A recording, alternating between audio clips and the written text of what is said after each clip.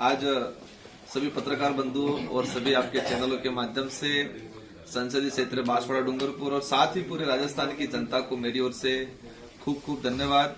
और क्योंकि हमें बहुत कम समय में भारत आदिवासी पार्टी को एक राज्य पार्टी का दर्जा मिला है, इसमें आप सभी का, आपके चैनलों का भी और इस क्षेत्र की जनता का बहुत बड़ा योगदान रहा है।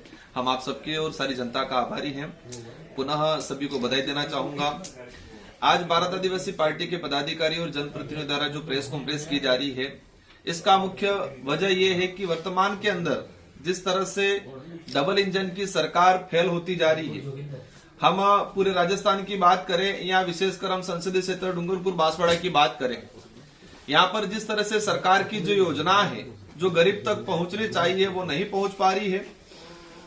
भ्रष्टाचार इतना तेजी से बढ़ गया है यहाँ पर, और अधिकारी कर्मचारी लगाने में जिस तरह से भेदभाव हो रहा है और अधिकारी कर्मचारी लगाने में जो पैसों का खेल हो रहा है, उस वजह से वर्तमान समय के अंदर आम जनता योजनाओं का लाभ लेने के लिए तरस रही है।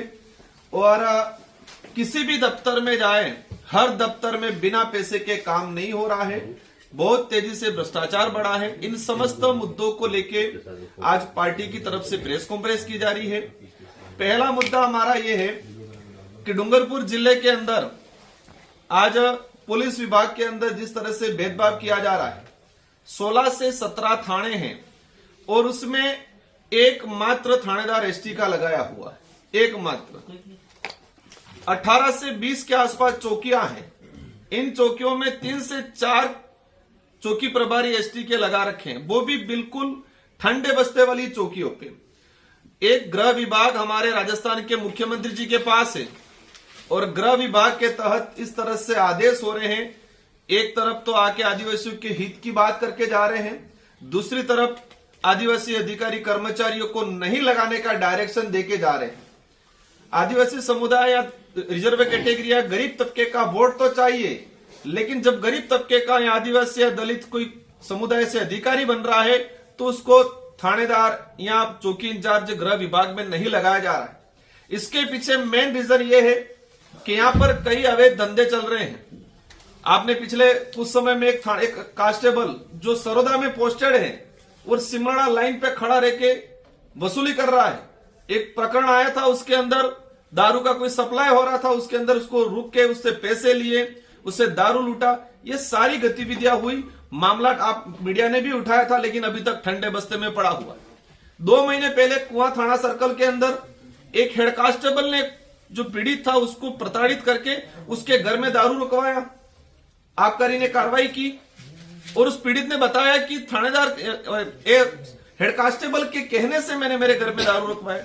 तो जिस तरह से पूरे इलाके में अवैध धंधे चल रहे हैं, अभी माइनिंग का जो सोमकामलांबा के अंदर टेंडर हुआ है, वहां मलबा निकालने के लिए, गहरा करने के लिए, और बजरी का बहुत अरबों करोड़ों रुपए का जो भ्रष्टाचार, जिस तरह से अवैध जो धंधा चलाया जा रहा है, तो ये जो सरकार मुख्यमंत्री जी कह रहे हैं जीरो टॉलरेंस की, कोई भ्रष्टाचार नहीं हो रहा है, और ये खुला ओपन जिस तरह से भ्रष्टाचार हो रहा है, अधिकारी जो लग रहे हैं पैसों के दम पे लग रहे हैं। अब आदिवासी समुदाय या दलित पिछड़ा जो व्यक्ति जिनके पास पैसा नहीं है, वो कहां थानेदार लगेगा? तो हम खुला आरोप लगाते हैं कि वर्तमान सरकार ने या आदिवासी समुदाय या दलित पिछड़े वर्ग के व्यक्तियों को, अधिकारियों को नजरअंदाज करने का काम किया है। सेकंड नंबर पे विकास की बात करते हैं। आप सबकी जानकारी में होगा कडना प्रोजेक्ट, और हमारे डूंगरपुर जिले के लिए सबसे बड़ा प्रोजेक्ट 886 करोड़ का पिछली सरकार में हमने सैंक्शन करवाया।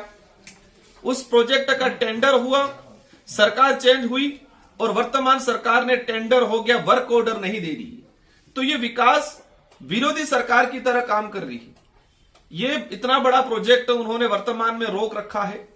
तो जिस तरह से उन्होंने ये वर्तमान में जो माहौल बना रखा है, और जो केंद्र सरकार में आज हम लोग डिमांड रखेंगे, जो हमारे रेलवे का प्रोजेक्ट 2012 से शुरू हुआ है, लेकिन आज तक कोई इसका ठिकाना नहीं है। मैंने कई बार लोकसभा में इसकी बात को उठाया है, मंत्री जी ने ठंडे बस्ते वाला जवाब दिया है। उसको लेकर जरूरत पड़े आने वाले समय में हम लोग पुरजोर तरीके से आवाज उठाएंगे। और वंदे भारत का जो एक है, लेकिन हमारे डूंगरपुर जिला मुख्यालय है, यहां पर उन्होंने स्टेशन नहीं दिया है। तो जिस तरह से उनका इस इलाके के प्रति जो उनकी सोच है, तो उनको लेके हम लोग आने वाले समय में बड़ा जरूरत पड़े तो आंदोलन भी करेंगे।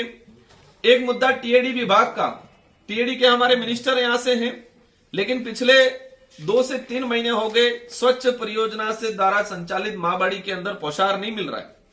मैं परसों ही 1-2 आंगनबाड़ी और जाके आया हूं, टीचर बैठा हुआ, कोई बच्चा नहीं आ रहा है, और शायद पूरे इलाके के अंदर 17,000 बच्चे माँबाड़ी के अंदर पढ़ रहे हैं।